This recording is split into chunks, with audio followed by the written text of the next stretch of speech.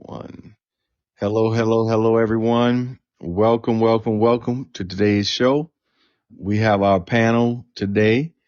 Damon's joining us again, my man Tank, Terry, and myself. And we have a great group of women that are coming in to bring some questions to put us on the hot seat. All right. So get ready to have a great show. And Grace, we're going to start with you after the audience. All right.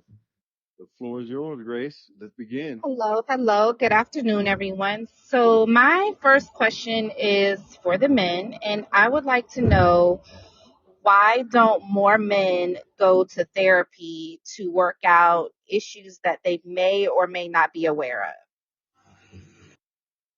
Damon, on you. Oh, that's a different one. I wasn't aware that we were switching. But I think more men don't go to therapy because of the stigma attached, possibly. And, kind of gets back to what we were talking about last week. Vulnerability.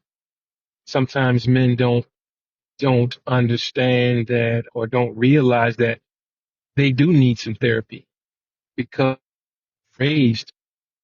But yeah, some people really just don't realize or don't think they need it. Someone else. All Terry? right, this is Terry. I agree with Damon. I think it's mostly because of the stigma attached to it. He's got to go in to see the shrink. He's got to go in to talk to somebody. Be careful. He's crazy. That type of stigma being attached to a man. And at the same time, men they always want to seem tough. So we never want to seem weak. And men have a tendency to deal with drama. Sorry, I shouldn't say drama. Men have a tendency to want to deal with situations or problems internally. They want to work it out internally. A man being the alpha, last thing he wants to do is have someone else really telling him how to address the situation. So when you do find a man that's vulnerable and willing to go to counseling and open up to his woman, or his woman be that counselor for him, you really got a good thing. So you make sure you hold on to that. Tank, are you there? To me, yeah. You're good now. Question is, you're good now. I'm good. The question is, why don't men go to therapy? But more men go to therapy? Yes. Hmm. I missed a lot of y'all answers, so I might, I know, I think it's about vulnerability. Because I know me personally, I'm not the person that I can just go talk to a random stranger and just start talking. No, for my personal life, I can talk to anybody. But when it comes to my personal life and my feelings and aspirations, a complete stranger, I can't just sit there and open up to them. So I've been told that I should go to counseling, and I asked why. And the only thing I can think of the answer would be is because I'm not doing what they want me to do. Me, I don't think anything's wrong with me. I just have a low tolerance for BS. Nothing bothers me for the most part. Unless it's affecting my money and me taking care of my kids, I can care less about it. So that's just my mindset. I want to piggyback. Tank. So again, it comes down to the need, right? And what type of counseling you're talking about. Relationship counseling, counseling, talking about counseling, just dealing with the person becoming a better individual. And one thing that you mentioned is, that's very important is him seeing or not seeing the need for counseling. And a lot of times, I mean, men don't see a need, like relationships fail every day. So because a relationship did not work, I don't think that means that counseling is warranted. You know, just he wasn't the man for you or you weren't the woman for him. And that's the end of that. Now, if there's something traumatic that happened, if this person is abusive in any way, then okay, that's something completely different. And I think in those cases, men see that there's a need, but in the event where people are like, oh, you need to get counsel or you need to be healed or you need to, I think we forget that as humans, we are dynamic, we're unique, and we were not raised in the same homes, right? We weren't raised by the same parents. So the way you react to something or expect somebody to react is not always the way a person will. Again, doesn't mean that they need counseling. But in the instances that some men do or may feel the need to, they get counseled in different ways. Like some people have received counseling from a pastor that could have worked. They could have gotten counseling from a parent, you know, and it's not professional. And I know that professional counseling is, research based. Like they have the correct terminology and they teach you different strategies to utilize. And it's effective in a lot of cases, but it doesn't have to look a certain way to everyone. And I hope that answers your question. Grace, if you have a follow up, please come with it for us. So, with the podcast being centered around Men Are From Mars, the thought of that follow up is, women are from Venus. So, when I asked the question, I was kind of asking more, yes, in the relationship realm. And I believe that each of you touched on that, kind of piggybacking off of the conversation last week when we spoke about communication and the way people communicate. I do think that, and it's just my opinion, I do think that at times counseling can be beneficial in those aspects to help one person understand the other person, or just even understand what your communication style is. We're in a very fast-paced world where we have to adapt to different situations quicker. And I think sometimes understanding our communication style and being able to communicate that could go a long way. And I think that sometimes that can be uncovered via counseling.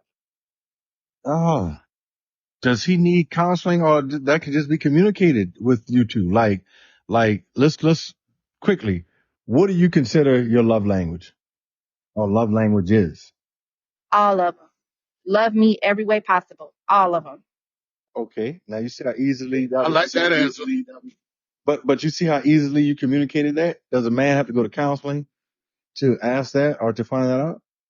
No, but you guys touched on the vulnerability piece, so maybe there's something there that needs to be worked out. Okay. And if I can interject when y'all are done. Yes, go ahead. So, like, one of y'all said something to the extent of, like, relationships end every day. And that is true. Like, relationships will end every day in some way, shape, form, or fashion. But what I think, if I'm not wrong, where Grace is like kind of getting at when it comes to the relationship is if your relationships, let's just say with the opposite sex, if your relationships are constantly failing, it can't always be the other person. You know what I'm saying? So that's when we then have to take a look at what we're doing wrong in these situations as well, because why is every relationship I touch failing? Like, what's the common denominator? You're the common denominator. You probably haven't encountered your soulmate. You probably haven't encountered the one and, just D1. Or like we have to be willing to make sacrifices. Nobody's perfect, right? And when we enter relationships, everyone puts their best foot forward. You get the best version of that person. They're polite, they're thoughtful, and various things. But over time, there are things that you have to tolerate, or you're going to try to change this person to be who you want them to be in every aspect. There's some things that you cannot change, and hopefully you've experienced those things before you got into a committed relationship with that person, right? But now it gets to the point where, okay, we're in a relationship. We've been together for a while. Now we're living together, right? When you begin to live with this person, just silly arguments from relationships and marriages. Who puts the toilet seat down? Who makes the bed up? Is the last person to get out? Is it always the male? Is it always the female? Like little things, right? That you can bicker about, or you can accept it and move on. If not, then okay, that relationship did not work, right? Or sometimes things just happen. We grow apart.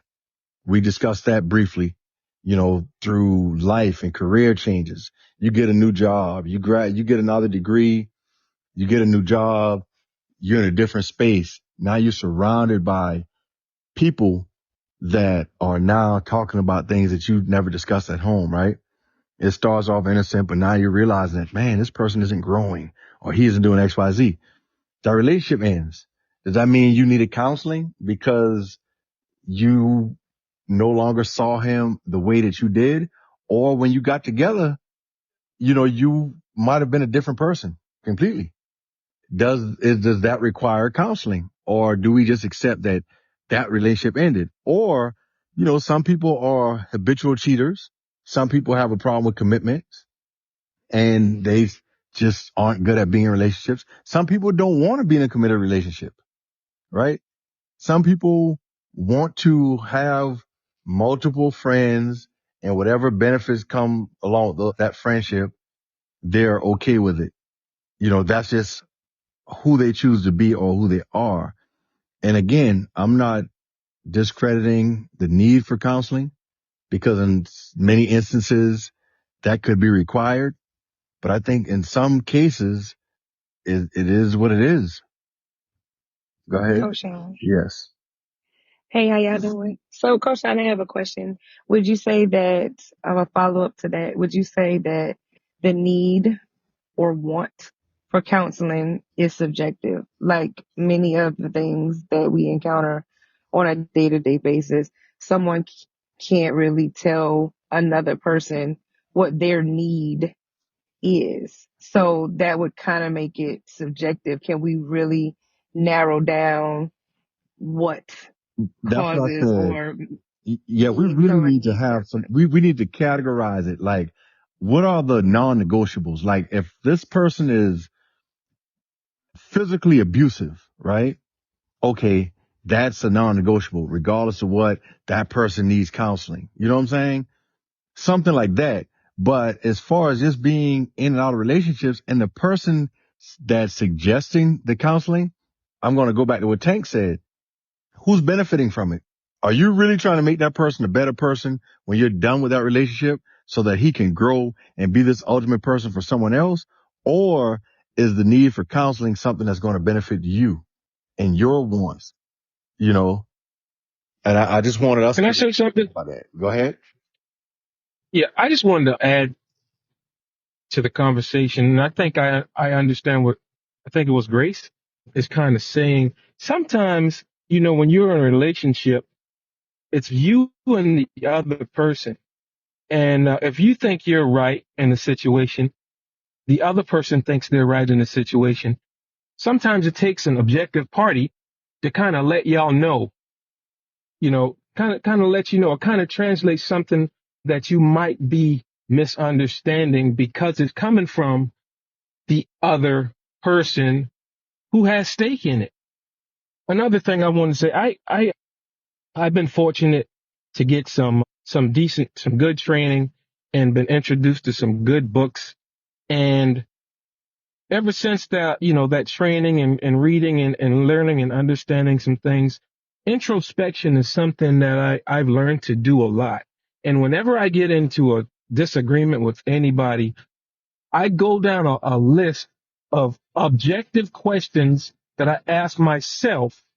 And when I ask myself those objective questions, however I answer those questions, sometimes I come out on the end where, yeah, I was wrong. And sometimes I don't. But I think going to a counselor in the absence of those objective questions that I have, that counselor can ask some objective questions, and the way you answer them can very well come out that maybe I was wrong. So as far as counseling, I believe every situation determines some sort of counseling, whether it's going to someone that you trust, whether it's going to someone that is a professional, or whether it's just answering a battery of objective questions that you develop for your life. Oh, that's a great point, Damon. I think you're traveling through an area, you're going in and out. That is a great point. The the way you said it, and you did a much better job of what I was trying to say earlier, because again, you could have that list of of self-reflecting, objective questions that you ask, or you could receive that point of view from someone that you trust, an accountability partner, right?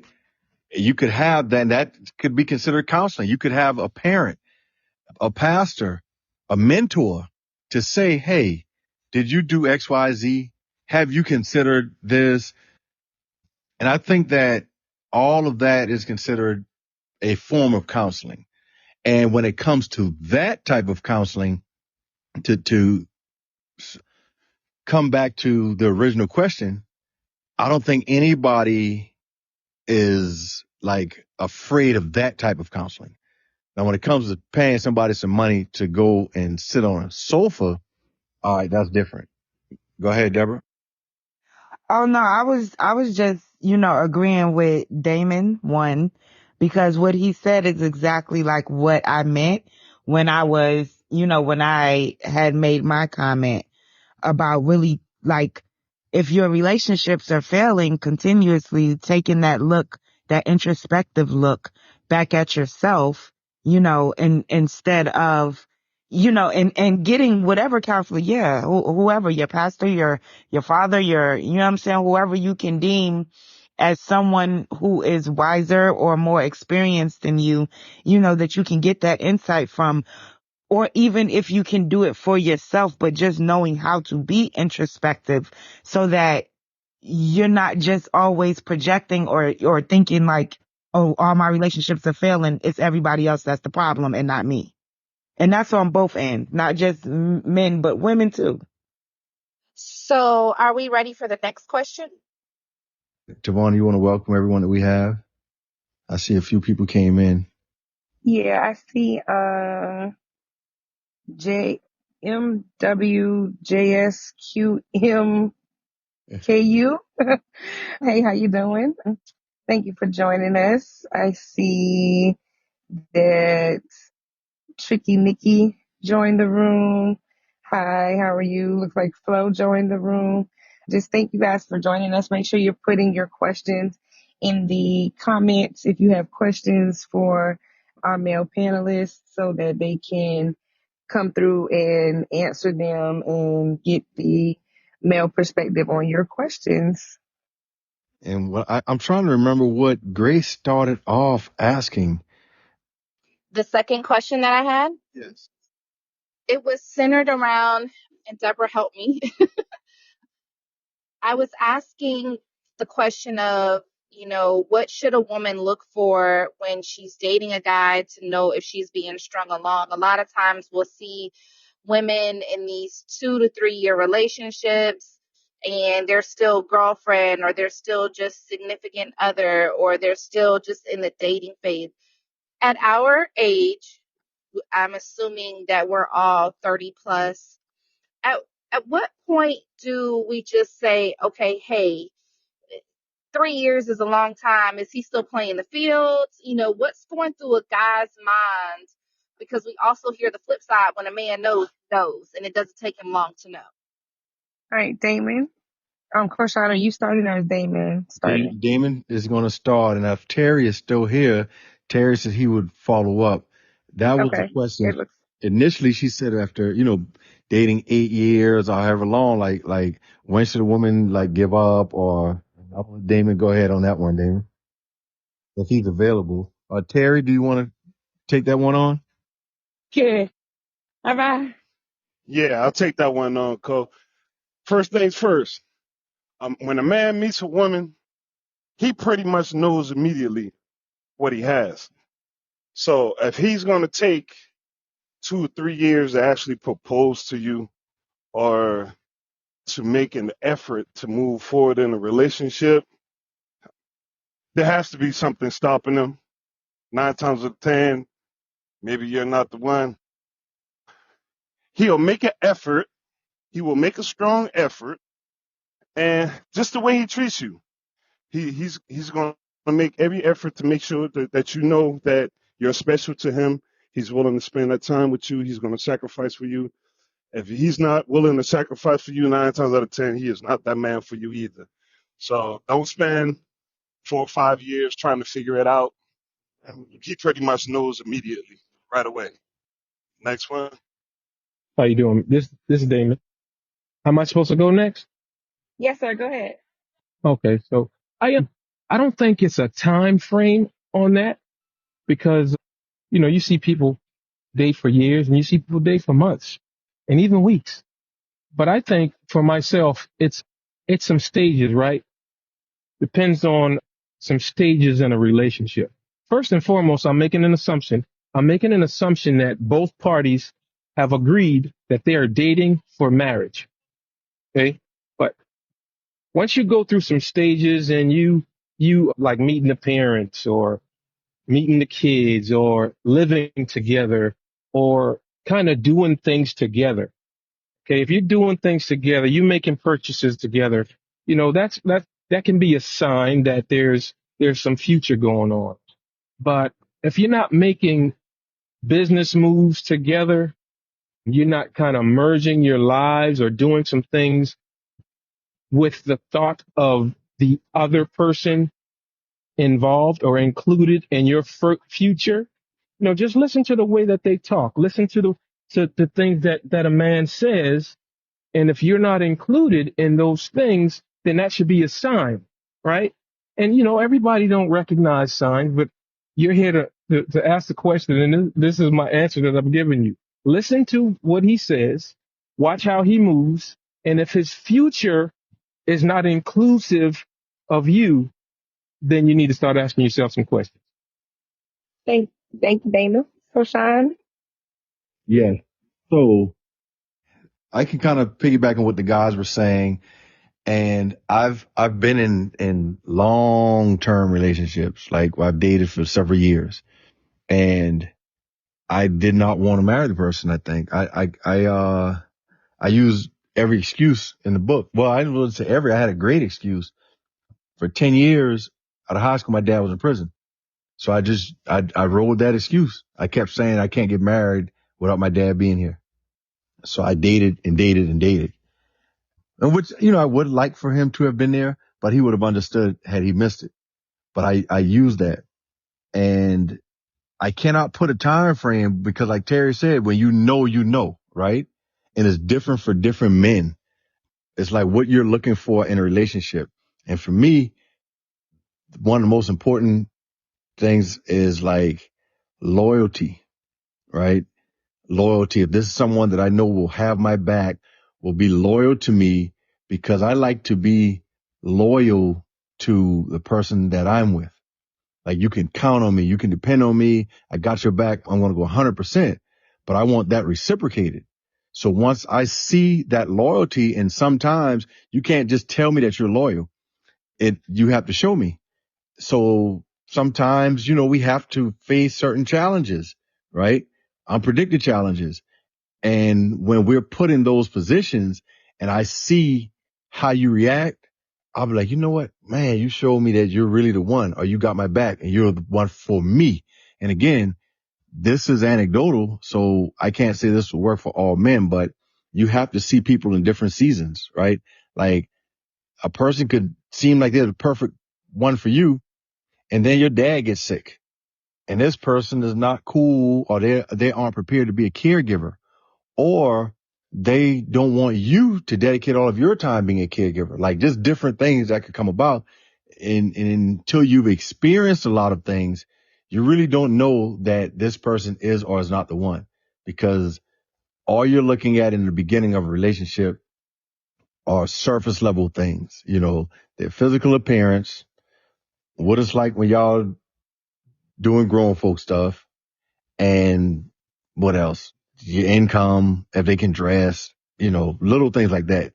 But when you talk about marriage should be a lifetime bond and a commitment. So you have to see a person in different seasons, and then you say, okay, this is the one. Unless you're willing to just sacrifice and deal with a lot of other things. I hope that answers. easy. I think that answered, y'all all answered that question pretty well. So, I have a follow up for that, for the guys. So, fellas, what do you guys think about women who decide that they're not going to allow that? They're going to put that boundary in place. Or do you think it's good for women to have their own boundaries and not just wait for a man? Like if she goes in and she says, day one, date two, hey, listen, I'm dating with a purpose. I would like to be married. I'm not going to date you for 2, 3 years. You get a year of my time. If I'm not what you want, that's fine. No hard feelings. We're moving on.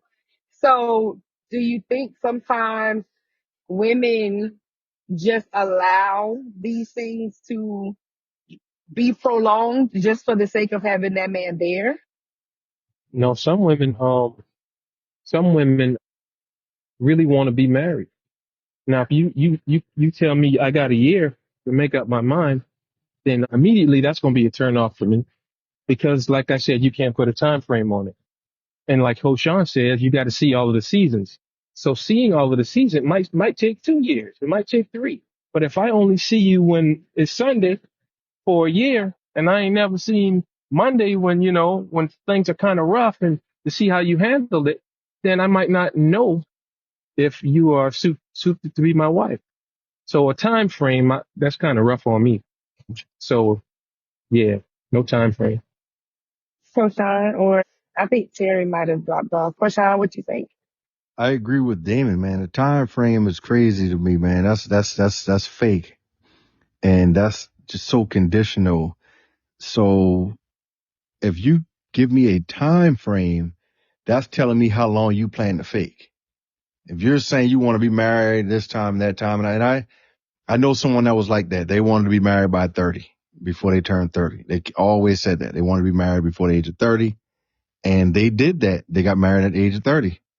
And I won't say, it's like, what are you marrying for? Are you married for love or are you marrying for a wedding? Because if that's what you want, if you want a wedding, then I'm not the person, you know, and seeing a person different seasons is like very, very, very important, especially when it comes to things that are near and dear to you, and today we have to take things into consideration that are different from generations ago, because a lot of instances now you have stepchildren involved. So what happens if, he or she has a son or a daughter prior to this relationship? How will we react to that? Will you be supportive in this? What happens when we meet? My daughter's 5, everything's cool, right? But what happens when my daughter turns 16 and I'm trying to save some money to buy a car? How do you feel about that? If your husband or this person's taking money out of your savings or your personal finances, because technically you're buying it together, things that you probably don't even consider talking about during the dating phase or even when that child is young. What happens when, going off to college? Or in contrast, some negative things. You could have a child that's troubled. The daughter's pregnant. Are we going to help her support this baby together? You have a lot of things that happens, and just being an advocate here. These are serious issues that arise. And until you've been in that position, it's hard to know exactly what you will do. You will say something, but until you're there, it's hard to know what you're going to do. So yeah, I'm not with that time frame stuff. But wouldn't that go to anything, right? So let's just say you dated somebody for 4 years, right? You've been through a couple ups and downs, but you don't know what's going to happen year 5. You don't know what's going to happen 10 years from now. So when you guys are saying the seasons, you need to see them in all the seasons.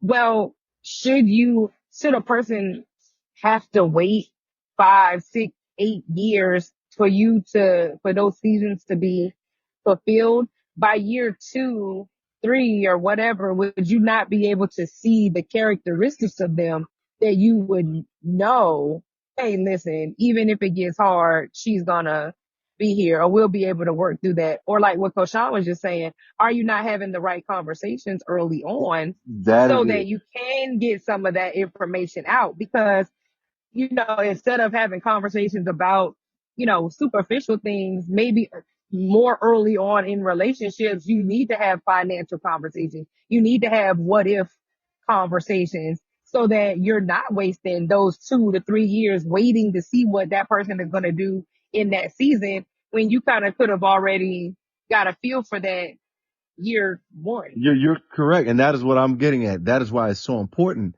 to have those conversations. And again, people are brought up differently. Some people have never, and we go back to communication, male communication, right? And I know we think initially it's about relationships, but when you have these courageous conversations as a family, right? How many of us do estate plannings with our parents? So how often do we even talk about the future, the good and the bad? So when you're talking about getting into a relationship with someone, these are things that are important. It's like, hey, if something happens, which one of your siblings are going to take care of your parents, right? Can the parents live with us? Will they live with us? Or who do you think, if something happens, right?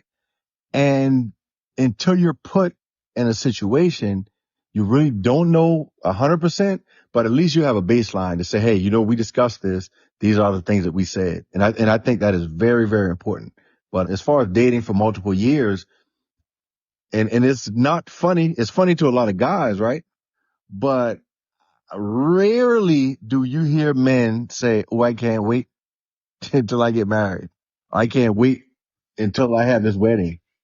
I tell people that all the time.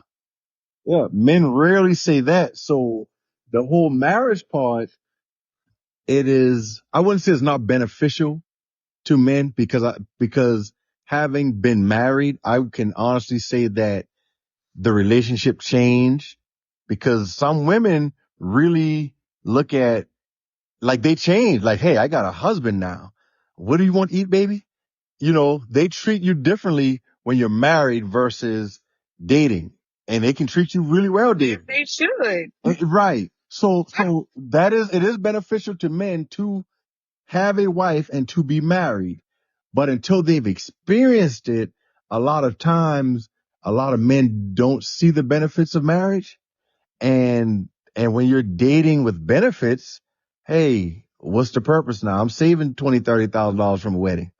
We still together, doing married people things. But you know the rule, TT. If you're not married, you're single. But some people don't see that. Yeah, that's right. All right. So we got a question in the chat from Beach Lady. She says, does your communication style change as you age? So Damon, you want to start with that question? I'm going to say that's a yes. And I say yes because as I aged, I got more education and I got more experience.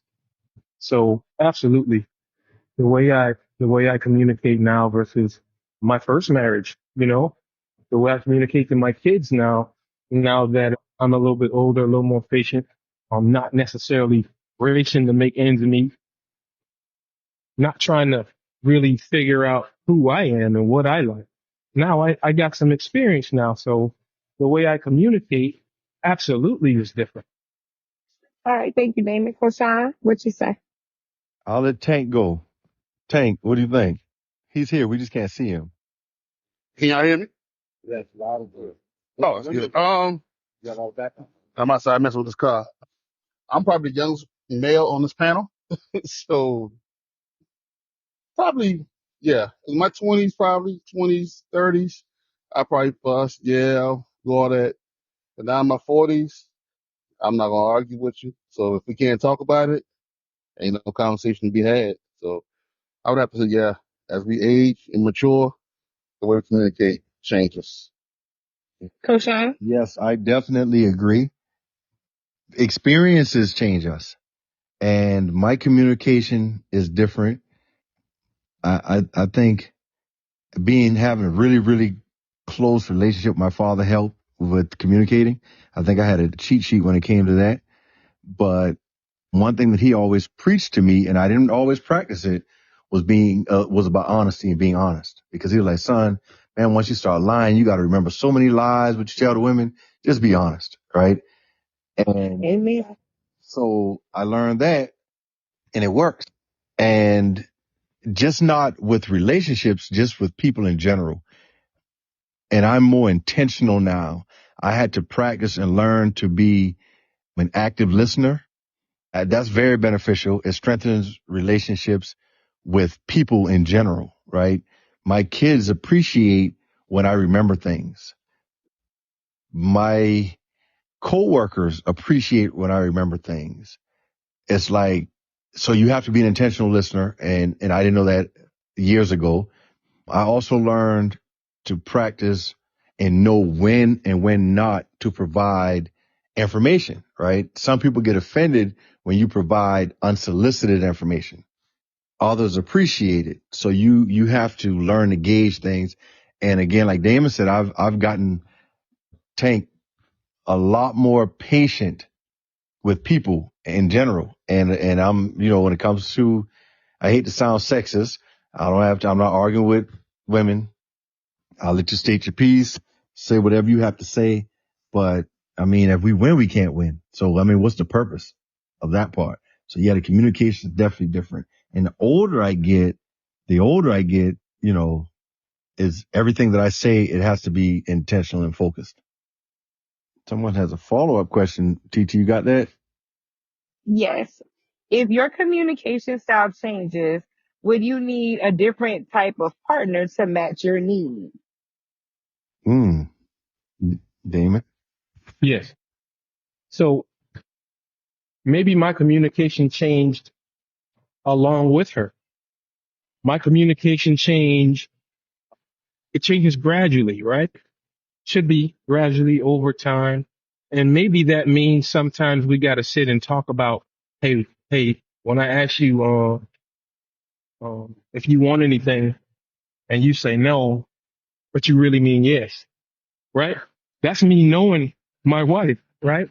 So the same thing as my communication changes, my wife still knows me, and we communicate, and we communicate how we communicate. So I don't say per se no, think that I need a different partner, but my partner needs to grow with me. And that's with all things. My partner needs to grow with me, because if I outgrow my partner, then yeah, I think that's an interesting perspective, Damon, because do you think a lot of people don't understand the the kind of the term outgrowing someone? Because I do think that can happen. It's not that anyone is better, worse, right, or wrong.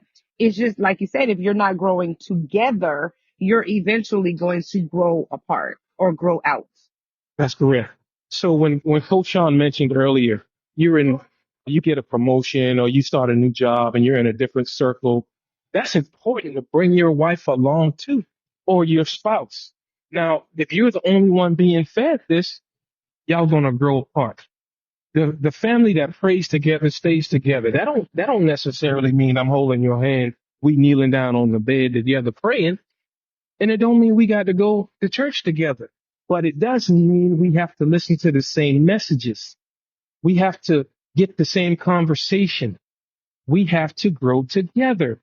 If I get this conversation, if I listen to this sermon, if I get this motivational speech, I'm sharing it with my wife so that she can hear this too.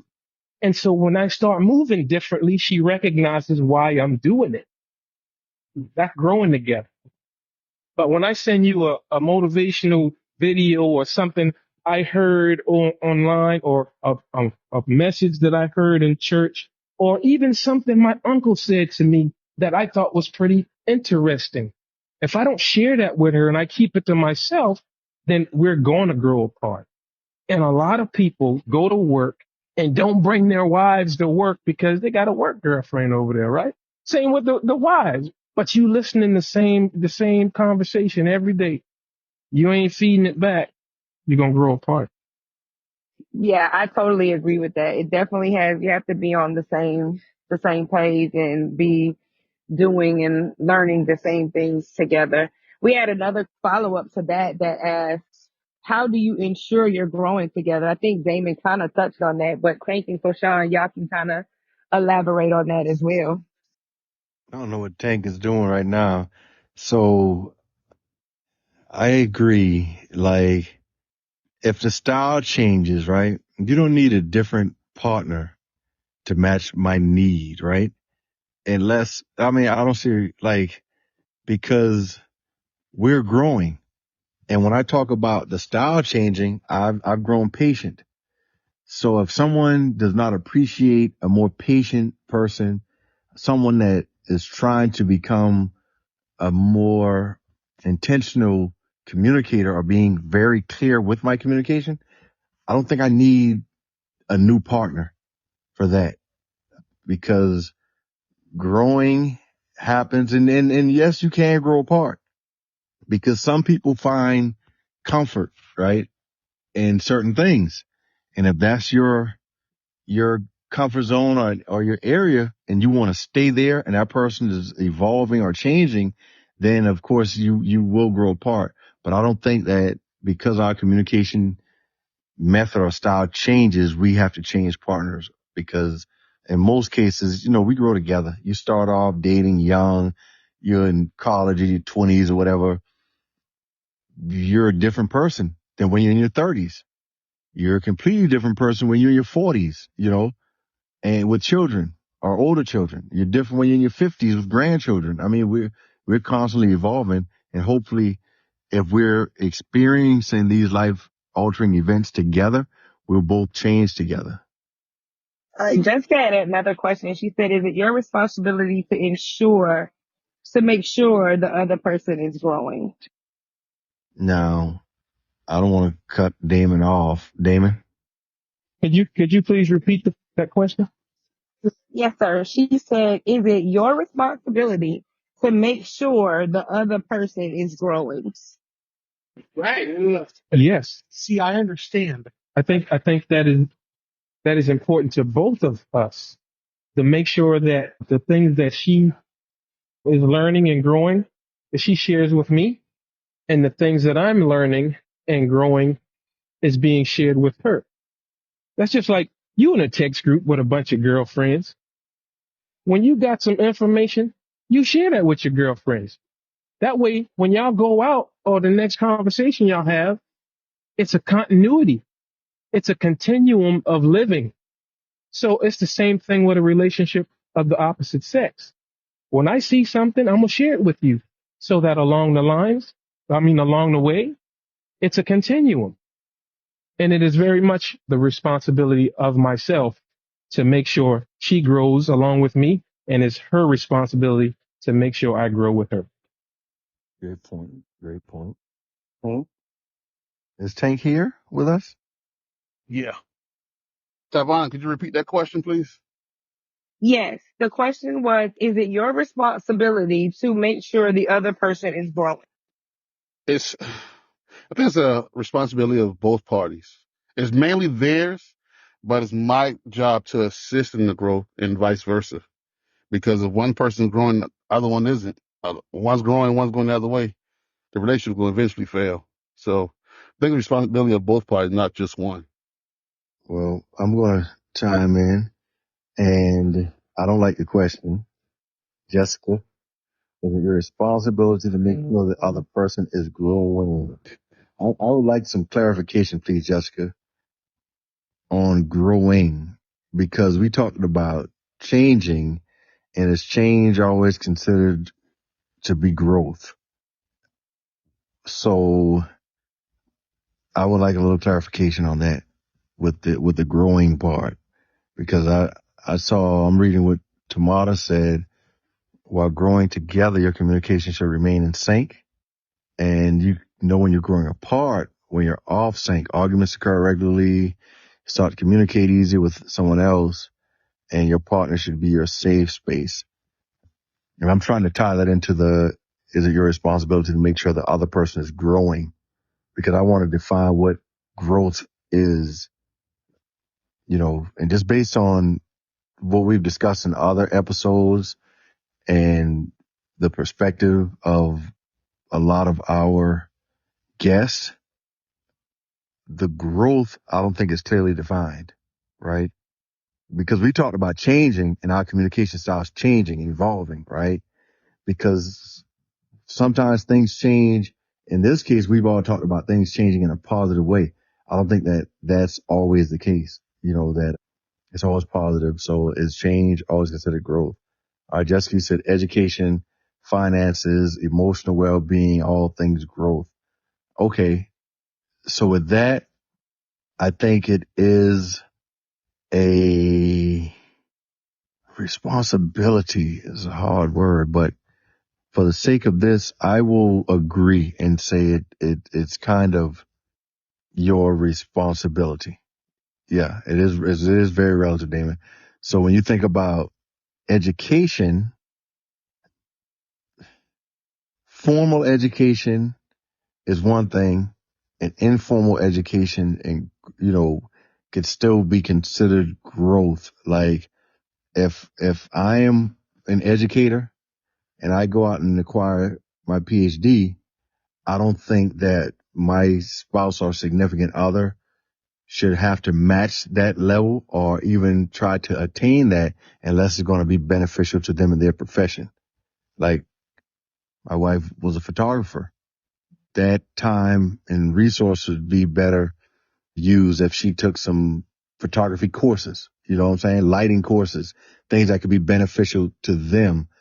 As far as finances, yes, that's important because that's one of the leading causes to divorce is finances. So if we're growing, like Damon said, we want to share things.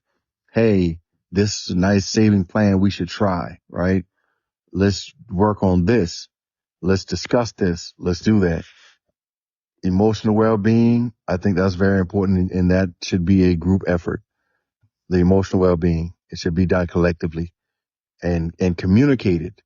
What are some things that make me happy? What are some things that trigger me, right? What are some life experiences that I've had, and these are the effects of it. So I think that part should be done collectively and collaboratively. And I hope I was clear on that, Jessica. Well, I think also, would you guys agree that when you're talking about growth, you guys can grow together, but there's really no guarantee that you're going to grow at the same rate, at the same pace. So how do you handle that? If you have grown 10 notches, but she's only grown 5 notches, how do you manipulate that and deal with that? Damon? So you asked the question, what happens when you don't grow at the same pace? Correct. So I think that happens all the time. If she initially gets some training, or if she's the one in the doctorate program, then she may understand and grasp things faster than I do, but I still understand the concepts, and maybe I'll catch up, or maybe I don't catch up, but I still understand certain aspects of it, so that when I see it, I can recognize it. I think that's probably in my case, that's the most important thing to me. When I see it, I've heard it before, so I recognize it. When you see it, you've heard it before, you recognize it. And there's nothing like being blindsided, right? So in other words, I'm not being blindsided by information when you mention it. And so therefore you don't really get upset and it doesn't cause an argument because you mentioned it to me before. And so I recognize it. I don't know if that answers your question, but hopefully it did. Okay. Come back to me. Come back to me. All right. Tawana, repeat that, please. I was asking what happens if you don't grow at the same rate. Like if he grows at a 10, goes 10 up and she only goes 5 in their growth, how do you deal with that difference? It depends on the area. And then sometimes a traditional person. So I believe in roles, right? And gender roles. I believe in gender roles. So if I am the person that is growing financially, then you know what? That's going to be my responsibility in a relationship. Some things I can accept, that, hey, you know what? This person is just not good with finances. They're not good with money. Some people aren't good at math. They really don't understand the math itself. not just to say finance. They don't understand math. They don't see the responsibility. I mean, the importance of being fiscally responsible. Some people don't pay bills on time, period. They earn a great income. They're just not good with consistently paying their bills. And once you accept that, then it's like, you know what? But this person does 20 other things great, right? So that's not a deal breaker or a reason to end the relationship.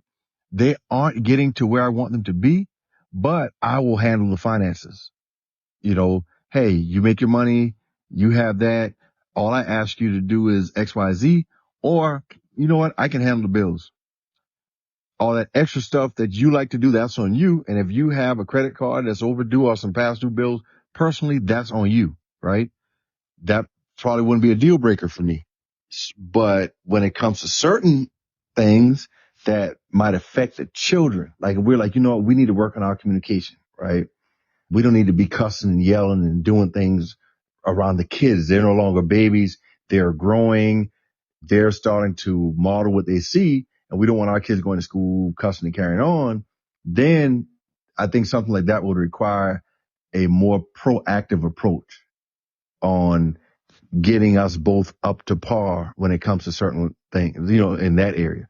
So I think it varies, you know, and what impact will it have on the marriage, on the children, finances or whatnot. But I wouldn't say in all areas, we just have to, you know, part ways.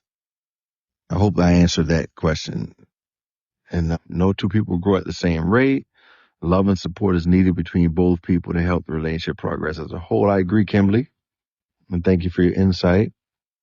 I think you have another question, Tavana, from Jessica. Yeah, she said, is it safe to say at some point you just pull the plug on the relationship so you don't become stagnant? Okay. I think I kind of answered that a little, and it depends on, you know, because one person can grow without the other in certain areas. And I don't think it's necessarily a deal breaker in the things that we talk about with growth and growing. And I've seen people do that. We talked about that last week, how people outgrow one another. And I mean, it happens. And in the instances where I referenced, I didn't think it was fair. I talked about a couple that dated from high school into college. They both had, you know, what we call college jobs, enough to pay the rent and eat out every now and then. Nobody was looking to get rich or build a massive savings account, but they made things work. And he worked at a restaurant. She worked at a grocery store. They did it through college. She graduated college before he did. She started her career, and then she started going to lunch with guys that doubled or tripled this guy's salary at the fast food restaurant. But he didn't change. He was still the person that loved you and you loved, and everything was cool. But now it's like you're beyond that and you've outgrown him. And things like that happened. It was unfortunate in his case, and I didn't think it was fair to him because, I mean, it happens. We don't all grow at the same pace. And unless we're in an environment where promotions are mandatory, like working in education or in the military, you know, we all won't grow at the same rate in our careers either. So there's a chance that, especially since like year 2000 on, there's a chance that women may earn more than their male counterpart. And every time you get a promotion or you make more money, does that mean you're going to find a new man? You know, if that is a major factor like that. It looks like we lost a couple of people. Calls dropped. Tavana, Grace, are you back? Yeah.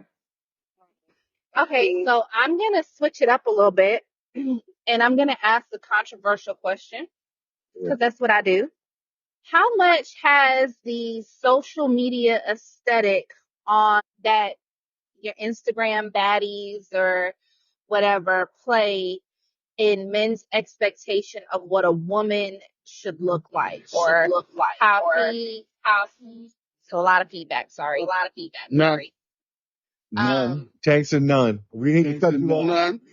but I'm cutting you off. yeah, It's going to be controversial. none. The only people that Controversial think that Friday. None. are women. For grown men, none.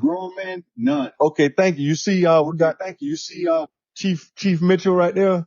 Chief Mitch, what's happening? He said for grown men. So I got, what's her name?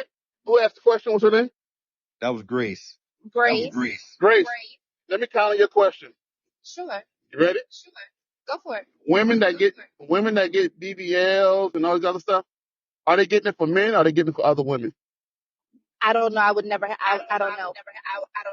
Come on now. No one I Man, know has. guess what? And I've never met anybody with one. I've never heard a man tell his woman, hey, baby, you should get a BBL. Hey, baby, you should get this. You should get this. Women do it to impress other women. I think it's both. So do you feel that's a social media influence then? Probably. Yes. Can I chime in right now? Go. Mute a tank.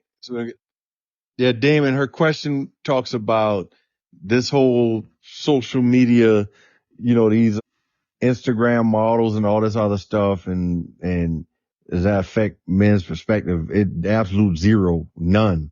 At least the men here and every male in my circle, not that it's that important to anyone else, but none. And, we have a few people here for the first time and we're all saying the same thing. Absolutely zero. That stuff is superficial, is shallow, and I don't care what your body looks like. Can you help my child learn to read? Will you be fiscally responsible in this relationship, in this marriage? Nobody cares about that stuff. And it gets old. It's something to look at, or like Damon said when we addressed that weeks ago, some men look at it as something to have a little fun with. But when you talk about settling down and marrying somebody and spending the rest of your life with that person, that has absolutely no bearing on it at all whatsoever. Those eyelashes that look like fans and, it's whatever enhancement that they get. Like the guy said, women kind of compete with each other when they go out. They look at each other. They look at what this girl looked like. Oh, can she dress? What her body was like? What was her hair like? Men can't even remember that stuff when we get home. We don't know what this person's hair was like, what their eyelashes were like. If they had something that was kind of extreme, that would stand out regardless, but standing out doesn't mean that that's the determining factor of, oh, this is who I want to be with. So yeah, no, when it comes to being with a person, it comes down to peace and who makes you feel good when you're around that person. Who's this person I can confide in? And that ties back to why women like to say men will date down or men are intimidated by XYZ. No, the things that you all think matter to us, they really don't. So you can make $200,000 a year. You can have a 5,000 square foot house and drive whatever you want to drive. But if this young lady at the call center, who's a very nice person and treats that man nice and treats him with respect and makes him feel like he's respected, loved, and honored, I promise that woman gonna get far more attention than you with your 6 figures and however many degrees and whatever car you can fly a helicopter. It will not make you more important to that man than the person that makes him feel good. Well, I just want to say I appreciate you all answering my question, but y'all ain't had to jump me the way y'all did with the way y'all said no. Y'all came out the gate before I even finished the question. That's what you wanted. Yeah, but the reason we did, because that's been something that's been recurring, and I like that because a lot of women ask that question. That has been asked several weeks, and we keep telling you all. I think that the miscommunication lies in women don't want to accept that. No man have told you that. Y'all hear that from other women. Girl, that's what they want. Yeah, that's what they want. That's what they want. That is what we want. Coach Sean, can I jump in to address somebody in the chat? Jessica V said, but entertaining it sends mixed messages. No, entertaining is telling you, hey, I want you in my bed. It doesn't tell you, hey, I want to marry you, or hey, you're a great person. No, I like what I see physically. Let's do something. That's all it says. Oh, okay. I'm glad you said that because by you doing that, what it does for women, it makes us feel, what's the word I'm looking for? Insecure or self-conscious about how we look because of what you're seeking. And when you don't validate your woman for who she is and the image that she's in, it makes things difficult. Understood. That's understood. Yeah, I can see what you're saying, Jessica. And that, in his case, for me personally, that's not like before all of these enhancements and BBLs came out. I've never, ever, ever been a shallow person, right? Because one, we don't control that.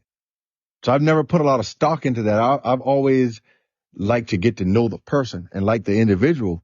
Like, we talk about different attributes that were attractive to people or made someone attractive. Oh, he has curly hair. Oh, he's tall. This man is 6'4". He has such and such. Those are things that man had nothing to do with, or that woman had nothing to do with. We don't go to stores before we're born and pick out our attributes. That's something that you were born with. So why put so much stock into it if they have absolutely no control over it? So, and I can understand how a woman would feel like, okay, this is what they're attracted to, right? And men go through the same things when we're young. You're young, you're undersized. We're all little skinny 14-year-olds. You get to high school and the girls like the seniors on the football team with the bigger muscles. They got a little facial hair. They got a car. These are the things that it seems like they're attracted to, right? So we aspire to have that. We want a car. We're going to get a part-time job. We want a car. We at the house doing push-ups every night, trying to lift some weights. We're trying to acquire the things that we think are attractive to women.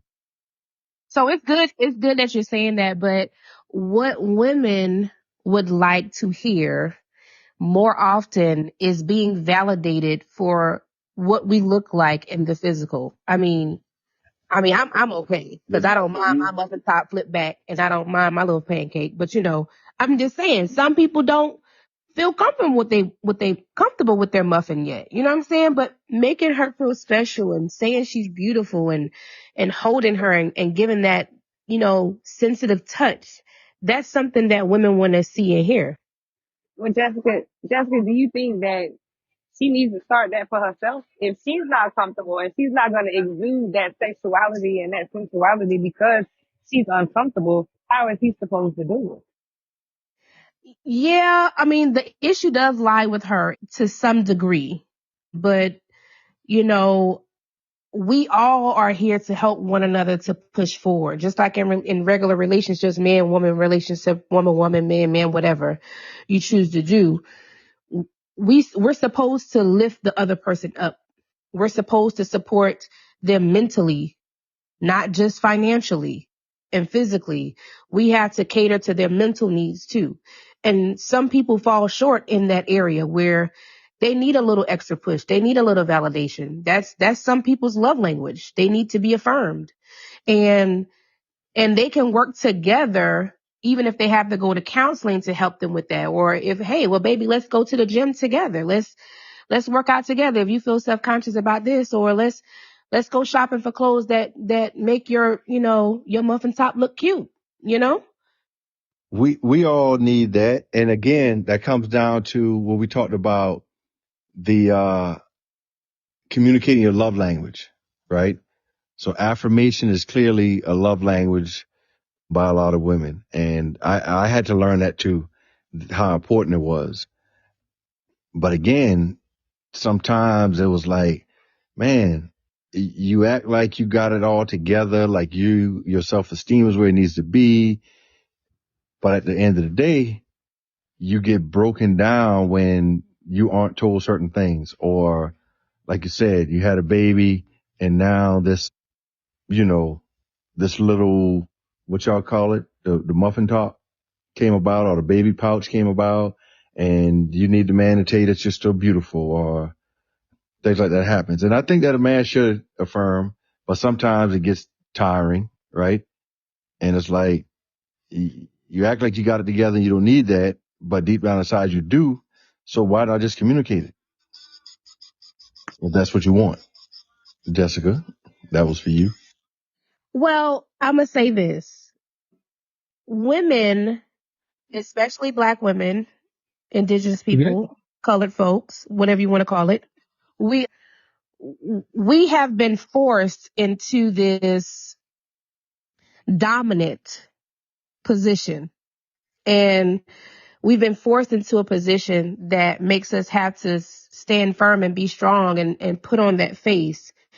And a lot of times we don't know how to take that mask off when we're around our man, and we're looking for him to soften us or for him to give us space to be soft or to not feel like we got it all. You know, just like men, we understand when you walk out into this world, you know, you're faced with all these crazy things that's going on and you have to be the tough guy out there. And when you get home, you want the soft. That's the same thing with us. When we walk out into the world, you know, a little black girl, you gotta have it together. You can't cry. You can't do this. You can't do that. You can't seem like you don't know what you're doing, or you can't do your job, or we're going to fire you or demote you or whatever. So you're in that strong, powerful, you know, mode. And we're just looking for someone to allow us the space to be soft. I get what you're saying. Again, it comes down to communication, which is the premise of the entire show. So you see the importance of communicating, and you know, when we talk about men being from Mars, women jump on that. So I knew that would attract a lot of people, well, a lot of women to it, right? But we talk about men and their inability to communicate, but all I've heard recently is how women don't clearly or honestly communicate. So that part is very important. Your communication is very important. And So it's mainly out of frustration. You got to understand, it's mainly out of frustration. You got a woman who wakes up at the crack of dawn. She's the first person up. She gets her children together. She gets her man together before she even gets herself together. Then she walks out the house and she has to do 50 million jobs at a job that she probably don't like. Come home, be a mother again and a wife again. Cook, clean, wipe snotty noses, try to give half-ass good sex, and go to bed and do it all over again the next day. So it's out of frustration. It's not out of, you know, I'm just mad, I'm an angry black woman. No, I'm frustrated. I got all this shit to do, and you want me to do more, and I'm not doing enough. So no, I don't know how to communicate. No, yes, I am frustrated because I'm trying to live up to the expectation of being a great mother. I'm trying to live up to the expectation of being a fantastic wife. I'm trying to live up to the expectation of being a great employee. And then I don't even have time for myself. I can't communicate. I don't know how to say something to you because I don't want to crush you, because if I open my mouth, I'm going to cuss you the fuck out. Language. When you guys, Oh, sorry. yeah, we can I say something real quick? yes, please. So, and this for me, you know, Jessica, no judgment here at all, because I understand 100% what you're saying, right? But it is your responsibility as a woman. Like, I know what we're tasked with as, you know, black women, whatever, however, you know what I'm saying? But it's a you thing to figure out how you need to like balance your life, to include your self-care, to include what is important for you to still be okay at the end of the day, and then wake up every morning and do it all over again. And if you don't do that for yourself, right, then you can't expect him to, you know, be patient enough with you, because you also are so frustrated that you now don't know how to communicate with him in a healthy manner. Like, that's a you thing. Meaning not you. I don't mean like you. I mean like it's a personal to whoever that person is type of thing, that you have to know how to take care of yourself and still show up for everybody else. And I think, and guys, let's try to get the male perspective on what Jessica said. I agree with everything that Deborah just said. Personally, I have my time. I take my time and I make sure because I have the mindset that if I'm not good for me and I'm not okay, I can't be good for all of those other people. So guys, what do you think about what Jessica said? How do you handle that in your relationships if your significant other is feeling overwhelmed and doesn't seem to be able to communicate it? Do you see it and try to help her or ask her? Like, how do you guys deal with that? I'll let one of you guys go. Damon, you want that? Or Tank? Since I'm here, it has to be communicated. Like we aren't mind readers, and you can't act like you're this strong person or openly say that you got it together, you're strong, but you're breaking inside. Ask for help. It's just that plain and simple. When you want to communicate it, you want someone to help you, ask. And don't say, oh, you should know this or you should know that, because different people have a different level of tolerance.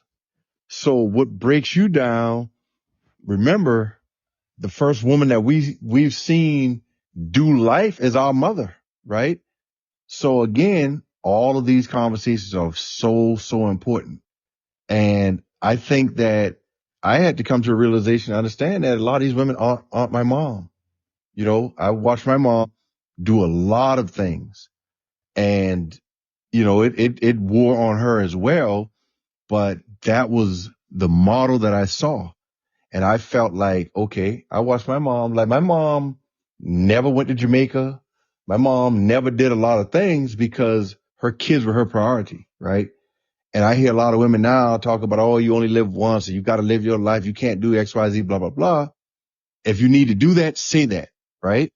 Say that it's getting overwhelming to me, because what a lot of men, especially my generation, have seen, our mothers in their 70s are women that were, if we say, built different, you know, but also the same way social media applies pressure. I think that your peer groups apply a lot of pressure, because my mom also hung out with other women that had the same obligations and responsibilities as she did.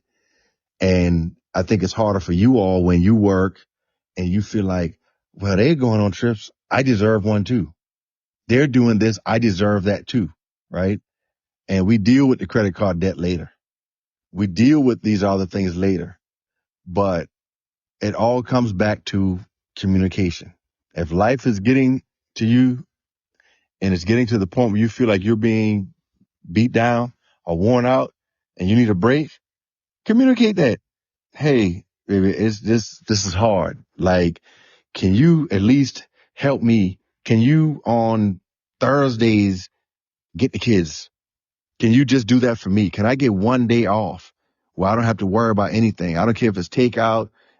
If you just bake some chicken or pizza for the kids or whatever, can you do X, Y, Z? But say it. Don't expect the person to be a mind reader, because no one sees, we don't have a visible gauge, right? So there's no way for the man to see a breaking point. So you have to communicate it. And that goes both ways.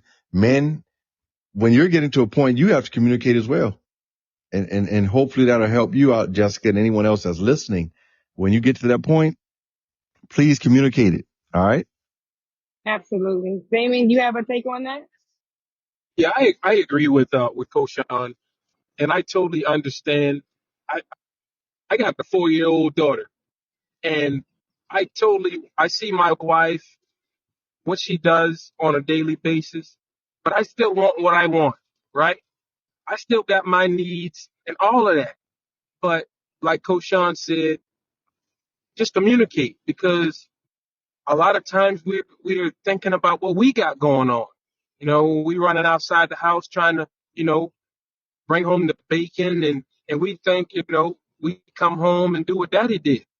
Kick off his shoes, and mama brought that plate to him, and, had the kids quiet and all this other stuff, the house clean. And that's another thing he said I totally agree with is the culture and the people that you grow up around. If the people are tolerating certain things and not making a big deal about it, then you won't either. But if you're around a group of people that are not tolerating certain things and are not making or are making a big deal about certain things, then you will as well. But just like just like he said, man, just communicate, and I'm sure if he cares, he'll lighten your load. Absolutely. And I think that's a good point that the guy has made. It does, a lot of it is what you saw. You know, a lot of women saw their, like Coach Sean said, saw their moms do certain things, work 2, 3 jobs. They might have been single moms. So when they have children, they think they have to do it too. They still have to work, cook, clean, go to PTO meetings, go to all the soccer games, go to all the, because that's what they saw their mom do.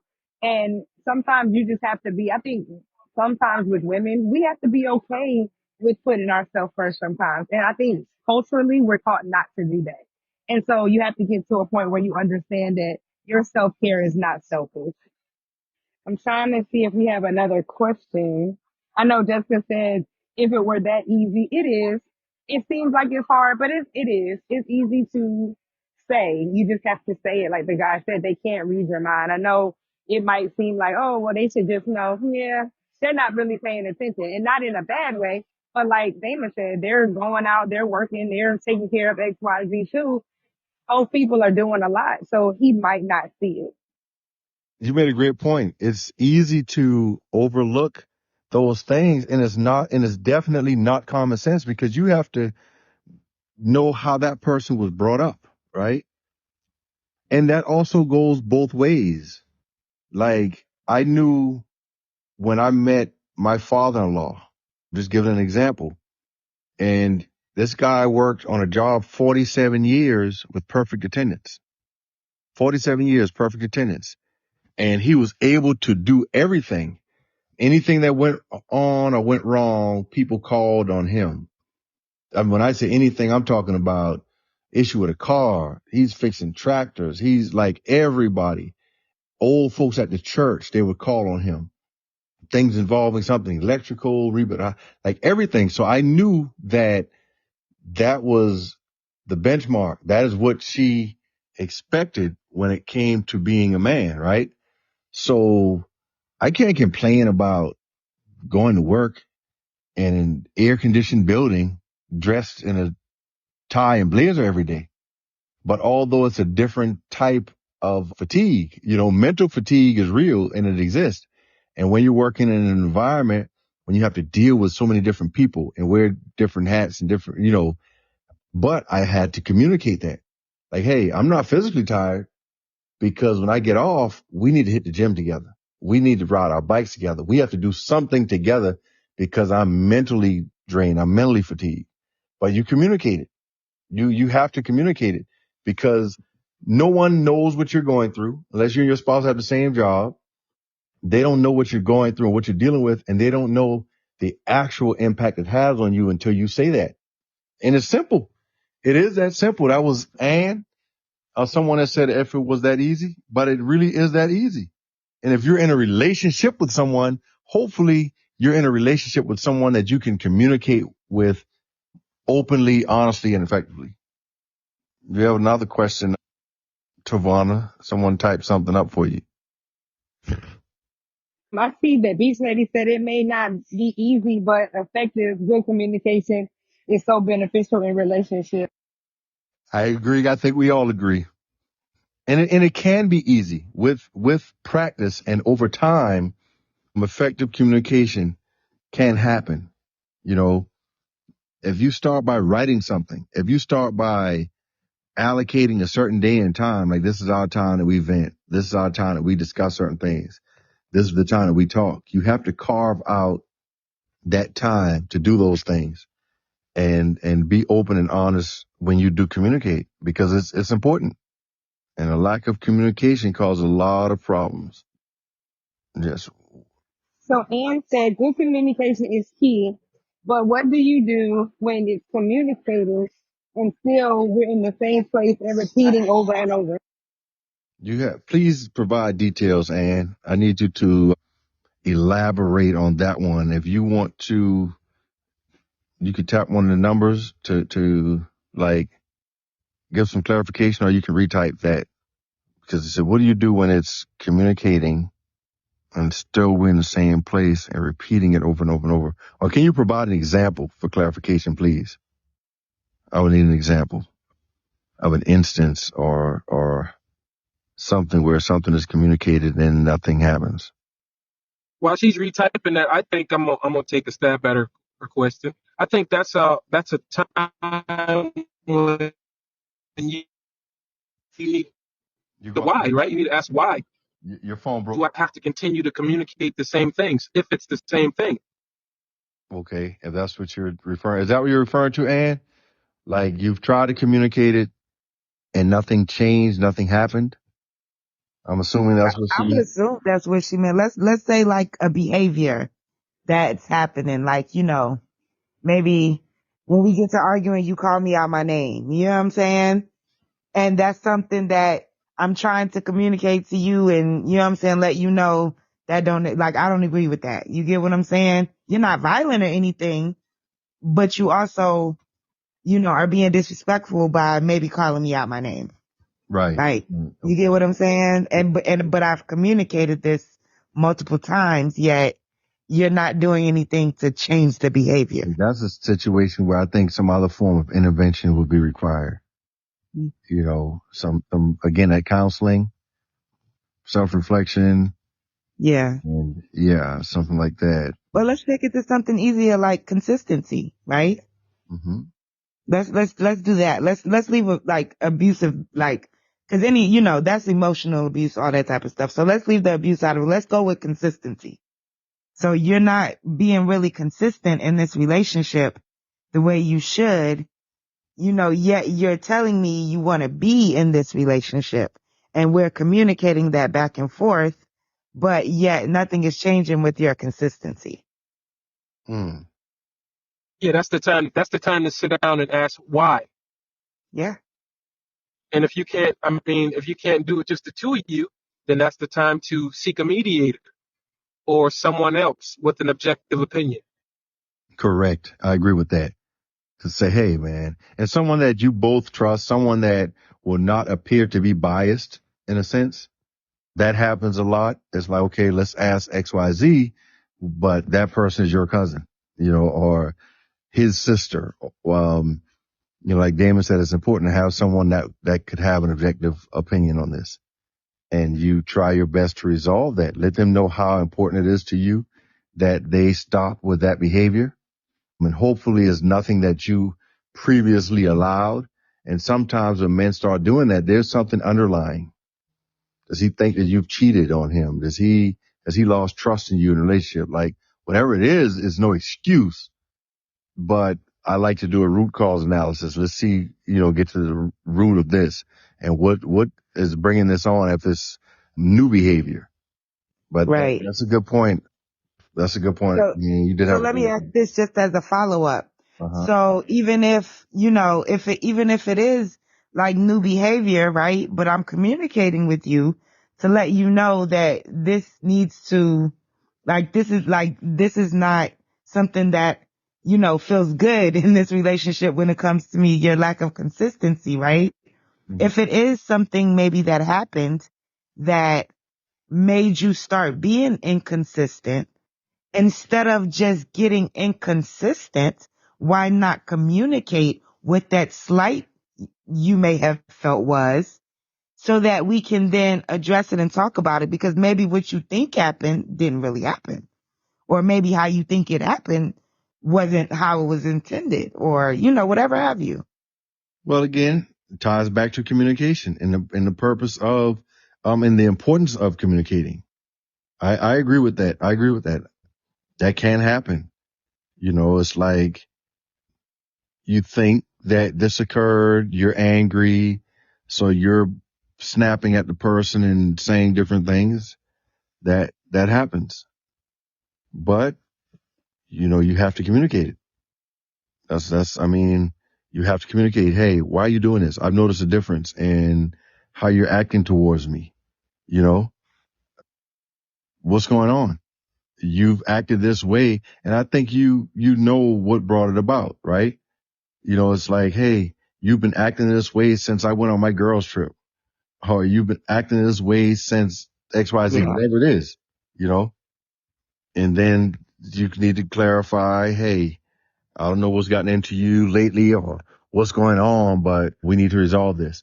And I think that if we can start communicating and finding out methods of communication, again, that will strengthen and help to foster relationships, not like spousal relationships only, but relationships in general.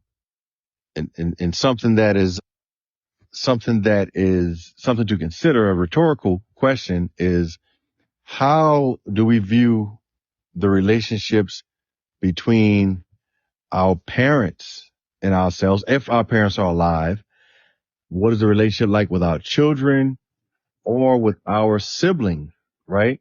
Do we communicate effectively with them? Do we hold things in? Do we feel as though we have to create this super ego where we have to mask who we are around them? Or can we be open and honest with our family members, you know, siblings, parents, or our children? Because those relationships are important as well. Hello, Jermaine. Welcome, welcome. I got something I wanna kind of add to the group, if I may. Yes.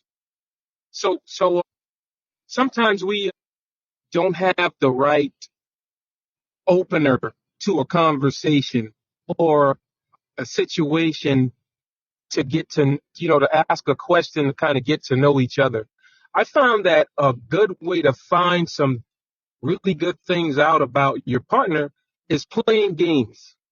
You ever been to a party or just playing a board game or where some objective questions are asked and they answered it a certain way and you just did not have a clue that that person would answer the question that way?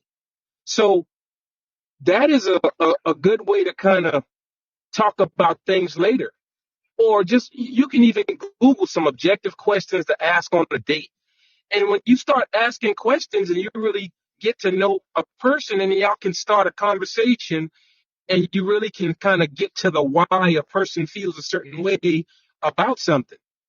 So, a lot of times the question why is just not asked, or the person just don't think that their inconsistency is a problem, or whatever it is. They don't think that what they're doing is a problem, so they continue to do it. Right. But if you not thinking your inconsistency is a problem, but I'm communicating to you that your inconsistency is a problem, where do we go from here? Then you got to figure out if that person really cares about the relationship. Right. Right. I apologize. I was muted. Yes, and two good questions. If series of books, this is a good, again, I think we touched on some very important things that we discussed. And one second. Again, I thank you, Damon. You and Tank, you all bring some really good perspectives and insights. And Terry also, unique.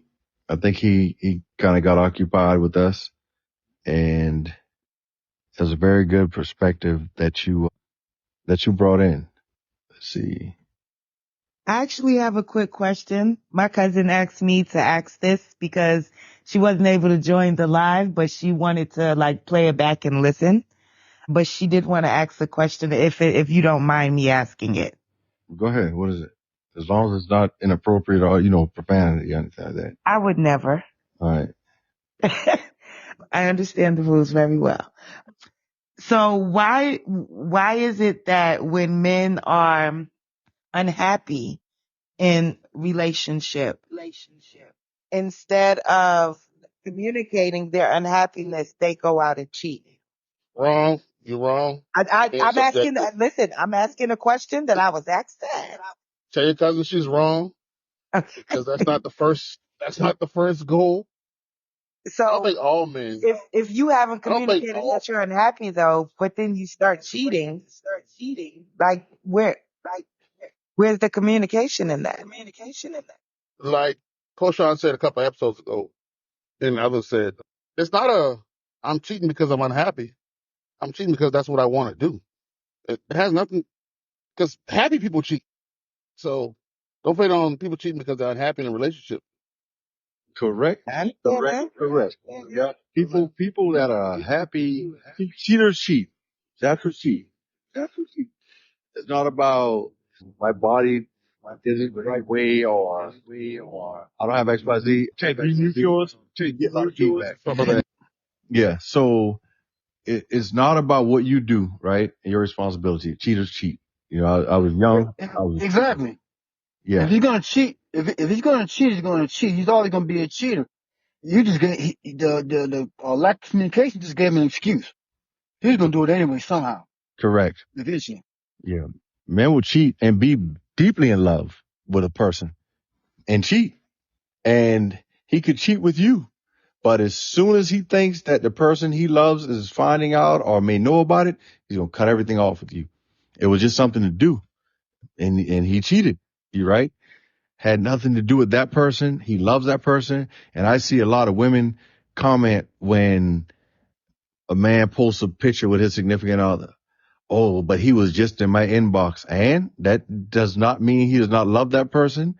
That does not mean that he's not happy with that person. In a lot of cases, that side chick was something convenient and something to do. Yeah, but men can have feeling free sex for some reason. Right. For some reason. Women can too. People can. So let me ask this. So you can love her, you can be happy with her, but you can still walk out the door and disrespect her. It's not disrespect if you not disrespect. That's how men view it. It's not disrespectful because the intent is not for her to know in those cases. So that's not disrespect. Disrespect is when you're doing this in her face, you're doing it for her to find out. You're doing it in a way that it get back to her. But in that case, man, people cheat for various reasons. Like women cheat as well. I've seen women cheat for They're better money. at it. I've seen women cheat for vacation money. Women cheat for what a future buy. Women cheat because they're breathing. Women cheat because they're breathing. Tank, go back on mute. I'm feeling like you right now. Harsh. Yeah, like what's the name? Cheated for some Gucci flip flops, you know? So they cheat for different reasons. And Jermaine alluded to the part about emotionless intercourse, you know? That happens. That's why we have post orgasm clarity. Once you do it, you'll be like, oh damn, I gotta get back to my girl. I mean, you know. But technically, whether you're, it's still disrespect, right? Just because you're not doing it blatantly in her face, you're still disrespecting your union, your relationship with her. But you're disrespecting her even still. I agree with you on that. Yeah, this is good. Yeah. And I Can I finish? Can I finish? we're on 2 hour mark. I just want to thank everybody. Let you know, right? We're on to the final 40 seconds.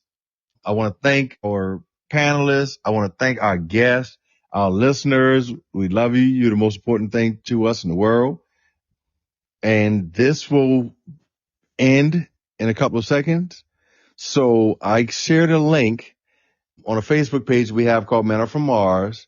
And if you all want to go in and comment and chime in and continue to chat there, we can do that. But we're over our 2 hour mark.